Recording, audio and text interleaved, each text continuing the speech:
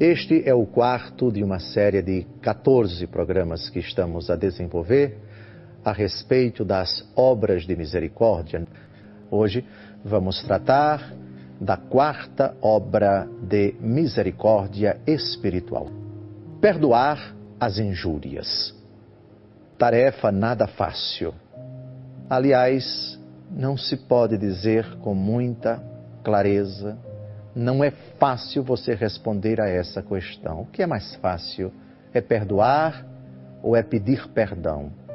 Hoje vamos tratar, pedir perdão não é obra espiritual de misericórdia, mas perdoar é obra espiritual de misericórdia. Primeiro, uma distinção conceitual. Perdoar é diferente de desculpar. Ainda que na língua portuguesa, a etimologia da palavra desculpar signifique literalmente, eu vou tirar a culpa de você. Isto é, eu vou tratar você como não sendo culpado. Desculpa é bem diferente de perdão. Perdão é uma palavra estritamente cristã. A origem dela está nos lábios e principalmente na atitude de Jesus. A Bíblia nunca diz, Jesus nos desculpa. Jesus nunca disse, você está desculpado, ou eu desculpo você. O verbo é perdoar. O substantivo é perdão. Portanto, perdoar, não desculpar. Perdão, não desculpa. Feita essa distinção, vamos ao sentido da palavra perdão. O que significa perdão? A atitude de quem perdoa revela uma intenção. Perdoa aquele que está disposto a olhar para quem o ofendeu e não ter outro sentimento senão o da misericórdia, o da compaixão. É verdade que o perdão dado por Deus cancela completamente a culpa. Feliz o homem que acusou o seu pecado e que Deus não olha, não o trata mais como sendo culpado, diz o Salmo 32, enquanto eu conservei a minha culpa, os meus pecados definhavam dentro de mim como os ossos afetados pela cárie. Então eu disse, vou confessar o meu pecado e vós cancelastes a minha culpa. Pois bem, o perdão é fruto de uma decisão de olhar, de tratar o agressor, o ofensor, como digno de misericórdia, como digno de compaixão. Outra intenção, outro sentimento não tem aquele que perdoou, senão o da compaixão, o da misericórdia. Antes de tudo, é importante que nós olhemos para Jesus Cristo como aquele que perdoa. Foram muitas as vezes que nosso Senhor Jesus Cristo manifestou o perdão diante da adúltera, da mulher flagrada em adultério, no capítulo 8 do Evangelho segundo João. Eu não te condeno, vai de agora em diante, não tornes a pecar.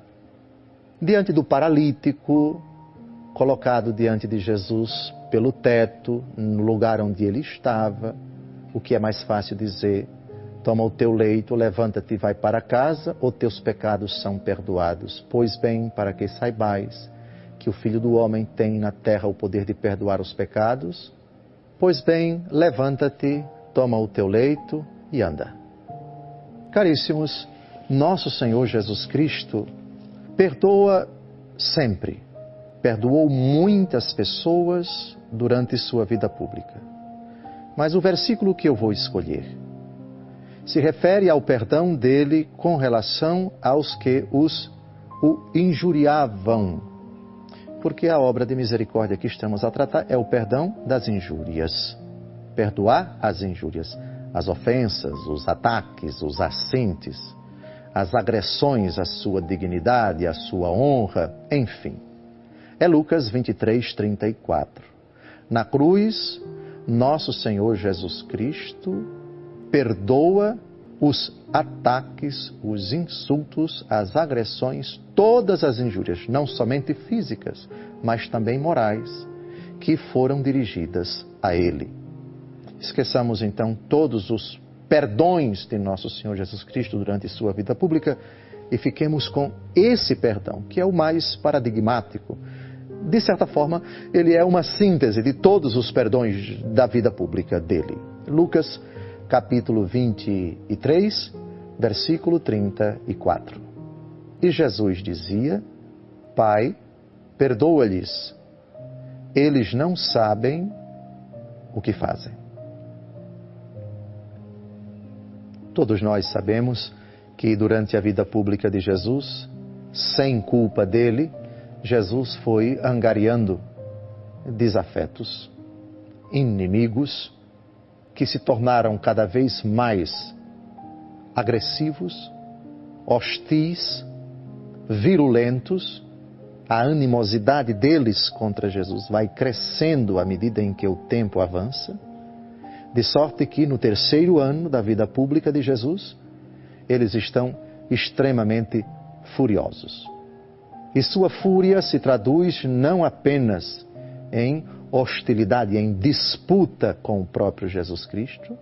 Agora eles não querem mais disputar com ele, até porque já foram suficientemente desbancados, contraditos, seus argumentos foram refutados. Jesus demonstrava uma sabedoria tremenda e Jesus não se dobrava, Jesus não caía nas armadilhas que eles apresentavam. E agora eles partiram para uma outra tática dos insultos, dos ataques, dos achinques. Os insultos vão se acumulando e Jesus os perdoa apesar disto. Qual a razão para perdoar? A lógica humana pensa exatamente o contrário. As feridas foram muito grandes, os ataques foram muito graves, as palavras foram muito duras. Não tenho razão para perdoar. Foi muito forte, foi muito doloroso, foi muito pesado, ainda está doendo muito. A razão se inclina por outro caminho: não perdoar. É mais lógico, humanamente falando. E qual a lógica do perdão? Por que Jesus disse: perdoa-lhes, eles não sabem o que fazem? Só há uma explicação: o amor. Se o sentimento de quem perdoa não é o amor, não é perdão. O amor quer o bem do outro, ainda que o outro lhe retribua com injúrias, com ataques, com ofensas, com maquinações, com realidades bem concretas, armadilhas, expedientes escusos para ofender, para agredir, para machucar, para prejudicar, para eliminar, para fazer sofrer, para arrancar lágrimas dos olhos, para tirar a alegria. São esses os sentimentos em geral dos agressores. Aqui não entramos muito em detalhes. Por que Jesus perdoou? Porque Ele é rico em misericórdia. Porque Ele é Deus de Deus. Porque Deus não tem outro sentimento para com os homens. Aprendei de mim, que sou manso e humilde de coração. É duro, não é fácil, humanamente é extremamente exigente para o coração ferido, machucado, humilhado, desmoralizado, esse ato grandioso, altruísta. Repito, dificilíssimo, mas não impossível de ser praticado. É para olhar para Jesus, aprender dele que é manso e humilde de coração. É na cruz que nós compreendemos como se deve pôr em prática esta obra de misericórdia, perdoar as injúrias. Só a graça de Deus, só a força do seu Espírito, só a sua infinita misericórdia lavando o nosso coração, ferido, machucado, humilhado, desmoralizado, insultado, atacado pelas injúrias dos nossos semelhantes, é que conseguimos, a duras penas, tarefa difícil, mas não impossível, perdoar como Jesus perdoou. E agora nós vamos responder a uma pergunta: qual o motivo suficiente para que nós perdoemos aqueles que nos ofenderam? Existe alguma razão capaz de convencer suficientemente o cristão a perdoar as injúrias? No Pai Nosso, nosso Senhor Jesus Cristo coloca uma condição para que Deus nos perdoe. Recordo as palavras de Jesus: perdoai-nos as nossas ofensas, assim como nós perdoamos a quem nos tem ofendido. Assim como nós perdoamos a quem nos tem ofendido. Talvez seja a única obra de misericórdia das 14 que se encontre no Pai Nosso. Assim como nós perdoamos. Claro que o perdão se deve a um motivo, e o motivo nós vamos ver agora na parábola. E muitas são as causas daquilo que nos faz sofrer, não apenas as injúrias. O Pai Nosso não fala especificamente de injúrias, é perdão de qualquer tipo de atitude, de conduta, de comportamento que nos fira da parte dos seus autores. Mas, de qualquer maneira, é uma obra espiritual de misericórdia que está no Pai Nosso. E, nesse sentido, ela adquire uma relevância tão grande. Porque se existe algo que nos torna parecidos com Deus, é o perdão das injúrias, é o perdão das ofensas.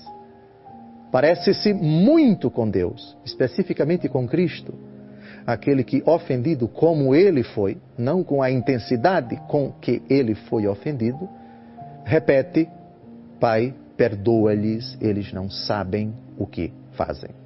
Quem consegue fazer isto do íntimo do coração se parece enormemente com nosso Senhor Jesus Cristo. Dá um grande passo rumo à perfeição. Então, vamos encontrar a resposta a essa questão. Dê-nos um motivo, Dom José Francisco, para que nós perdoemos aqueles que nos ofenderam. Porque nós temos argumentos fortíssimos para justificar o não perdão. A dor foi grande, o prejuízo foi grande, o sofrimento foi grande, muitas foram as lágrimas derramadas, as consequências ainda hoje se revelam, se manifestam. Dê-nos um motivo para perdoarmos, para perdoar as injúrias. Eu não vou dar um motivo, é Jesus quem vai dar. Vamos ao texto. Mateus, capítulo 18, versículos de 23 a 35. Por isso, o reino dos céus é comparado a um rei que quis ajustar contas com seus servos.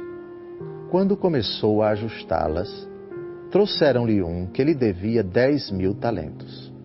Como ele não tinha com que pagar, seu senhor ordenou que fosse vendido ele, sua mulher, seus filhos e todos os seus bens para pagar a dívida.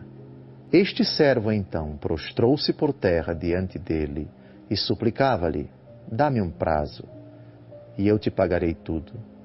Cheio de compaixão, o Senhor o deixou ir embora e perdoou-lhe a dívida. Apenas saiu dali e encontrou um de seus companheiros de serviço que lhe devia 100 denários. Agarrou-o na garganta e quase o estrangulou, dizendo: paga o que me deves. O outro caiu-lhe aos pés e pediu-lhe: dá-me um prazo e eu te pagarei. Mas, sem nada querer ouvir, este homem o fez lançar na prisão até que tivesse pago sua dívida. Vendo isto, os outros servos, profundamente tristes, vieram contar a seu senhor o que se tinha passado. Então o senhor o chamou e lhe disse: servo mau, eu te perdoei toda a dívida porque me suplicaste. Não devias também tu compadecer-te de teu companheiro de serviço, como eu tive piedade de ti? E o Senhor, encolerizado, entregou-o aos algozes, até que pagasse toda a sua dívida. Assim vos tratará meu Pai Celeste, se cada um de vós não perdoar a seu irmão de todo seu coração. A parábola é longa, a parábola é dramática, há uma parte extremamente confortadora, sobretudo quando nós nos identificamos com este servo que devia uma quantia fabulosa de 10.000 talentos, cerca de 35 toneladas de ouro, uma quantia fabulosa, impagável. E ele se prostra, pede um prazo ao seu superior, ao seu patrão, para pagar tudo. E esse, cheio de compaixão, perdoa toda a sua dívida. E tem uma parte dramática, horrível.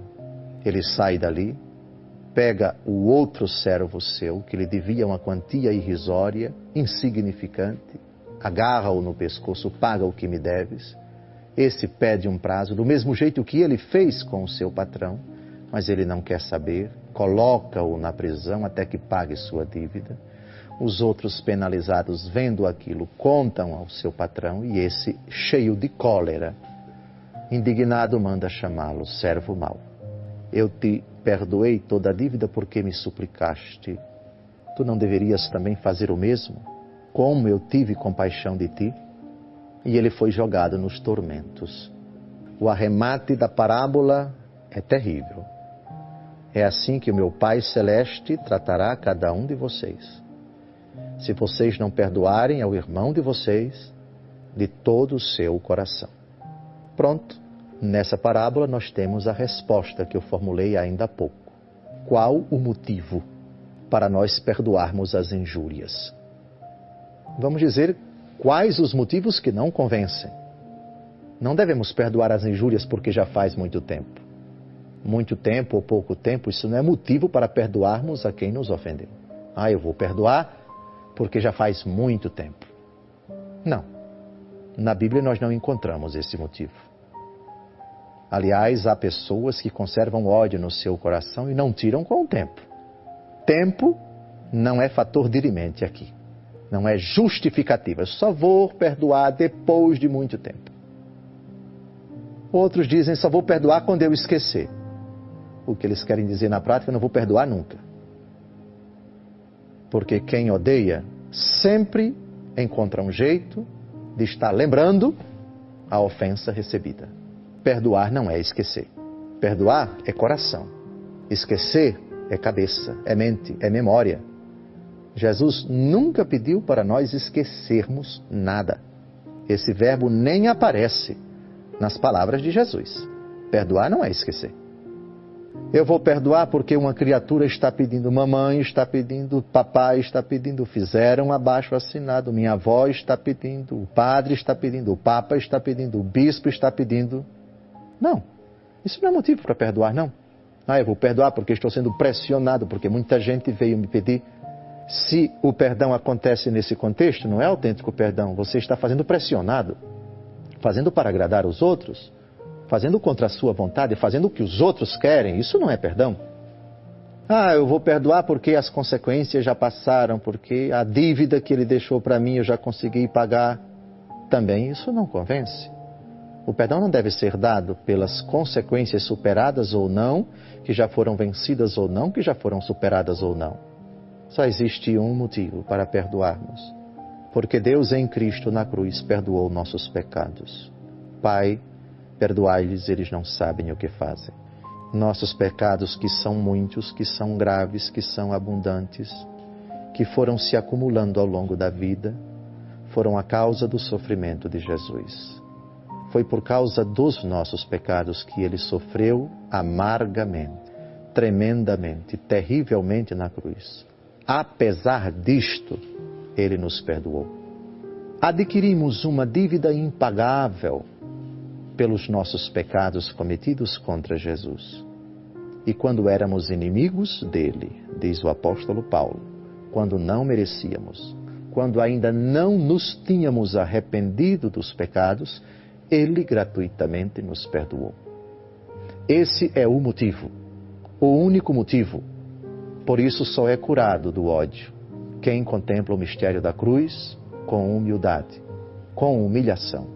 Quem se apresenta diante do Calvário como autor da morte de Jesus, causa do sofrimento de Jesus.